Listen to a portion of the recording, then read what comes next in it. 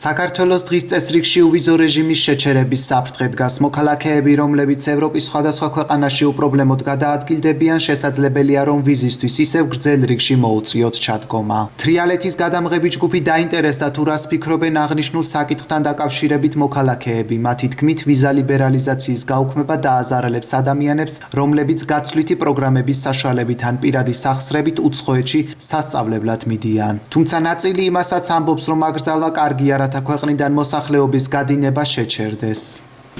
ძალიან ბევრ ხალხს ზიანს მოუტანს.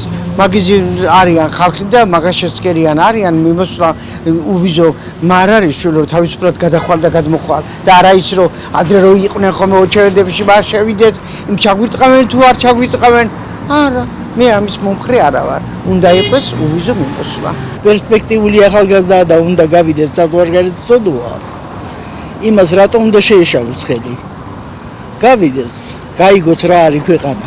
ქვეყანას დააზარალებს, როგორ არ დააზარალებს, თუ კი შეგვიჩერებენ რა. რა კუთხით ფიქრობთ? რა ვიცი, მე მგონი რომ ძალიან დაგვაზარალებს, იმიტომ რომ ამდენი ხალხია გასული საზღვარგარეთ და ცოდნი არიან. რო ვერ წავა ფინანსურად ზარალდება, რა თქმა უნდა. ვერ ოჯახს ესაჭიროება და ვერ წავა, რა თქმა უნდა დაზარალდება. ქართველი უნდა იყოს საქართველოში. არტო ევროპაში. დამეწეს ახლა შეიძლება 18 ხო? შენ მოგწოს. დედაშენ მოიქმიდეს. დედამისი მოიქმიდეს. და ასე წვალობენ და წვალობენ თუ გაგარჩენენ. ის რასაც წვალობენ, ხო შეიძლება მაგაც წვალობდა იმდენი მაინც შემოსავალი მაინც არ. ან თქვენი აზრით უნდა გავუქმდეს. უნდა გავუქმდეს. საკითხზე ხმაურებიან მართველი პარტიის წევრები და სამოქალაქო აქტივისტები. თბილისის მერის კახი კალაძის თქმით, ევროპულ ინტეგრაციას ყოველთვის შანტაჟის მექანიზმად იყენებენ და მთავარი საქართველოს ინტერესია. ევროინტეგრაციის პროცესს ყოველთვის იყენებენ იმისთვის, რომ ეს შიდა დაძაბულობა, რადიკალური დაჯგუფება გამოაღვიძონ, ხალხი ერთმანეთს დააპირისპირონ.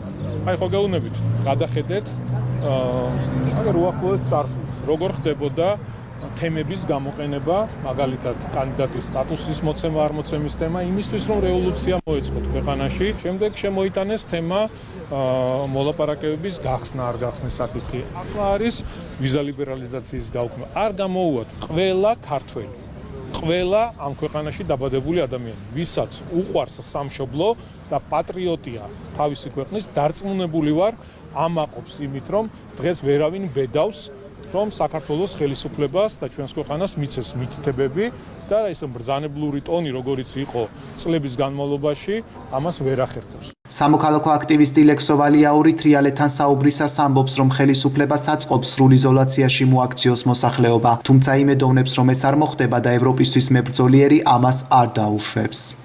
დარწმუნებული ვარ, რომ ეს არ მოხდება, იმიტომ რომ ეს არავისთვის არ იქნება კარგი და დარწმუნებული ვარ ასე, რომ არავითარ შემთხვევაში ეს არ არის იმ სამოქალაქო აქტივისტებისა და ოპოზიციის ინტერესი, რომელიც დღეს აპროტესტებს ქართული ოცნების მიერ მიტაცებულ ხელისუფლებას.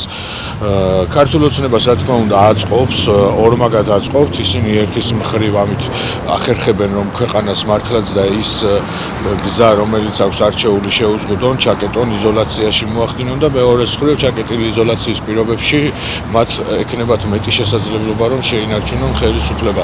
თუმცა სამბედნიეროდ ამ ქვეყანაში არსებობენ ძალები და არსებობენ მოქალაქეები, რომლებიც არ დაუშვებენ პროცესების ასე განვითარებას, იმიტომ რომ ერთის მხრივ ეს არის ამ ქვეყნის არჩევანი, ისტორიული არჩევანი, რომ ჩვენ მეტად ვიყოთ ასოცირებული და მიერთებული ევროპასთან, ევროპის კავშირთან და მეორეს მხრივ ეს არის დიდი ეკონომიკური შესაძლებლობები სახელმწიფოსთვის, იმიტომ რომ ამ გადაწყვეტილების შემდეგაც იკვეთება რამდენად გაიზარდა ქვეყანაში ეკონომიკური შესაძლებლობები, მას შემდეგ რაც ვიზა ლიბერალიზაცია ამოქმედდა და საქართველოს გაუმარტივდა ევროპასთან მიმოსვლა. თუ მოხდება ისე, რომ დავბრუნდებით წარსულში, ეს ერთის მხრივ ჩამოანგრევს ამ ქვეყნის ეკონომიკას და მეორეს მხრივ გაანადგურებს ამ ქვეყნის არჩევანს იყოს დასავლური სტრუქტურების სრულფასოვანი წევრი. თქვენი აზრით მან გამოიწვია ამ საკითხის წამოწყება? პირველ რიგში მან გამოიწვია, რომ ევროპა არ ირჩევს ისეთ პარტნიორებს, რომლებშიც არ არის დემოკრატია.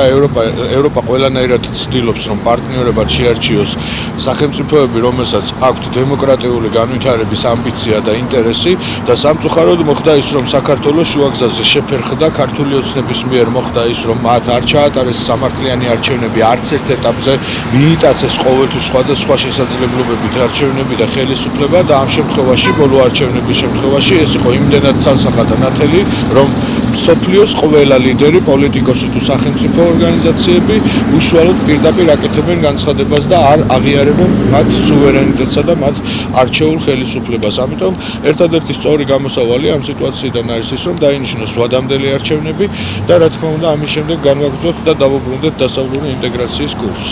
შეგახსენებთ, რომ ევროკავშირი უვიზო რეჟიმის წესებს ცვლის. გავრცელებული ინფორმაციით იგეგმება ვიზა ლიბერალიზაციის შეჩერების მექანიზმის გამარტივება, რაც ბრიუსელს გაუადვილებს უვიზო რეჟიმის გაუქმებას 61 ქვეყნისთვის, რომლებიც ამჟამად ევროკავშირის ტერიტორიაზე თავისუფალი მიმოსვლით სარგებლობენ. აღსანიშნავია, რომ მათ შორის არის საქართველოც.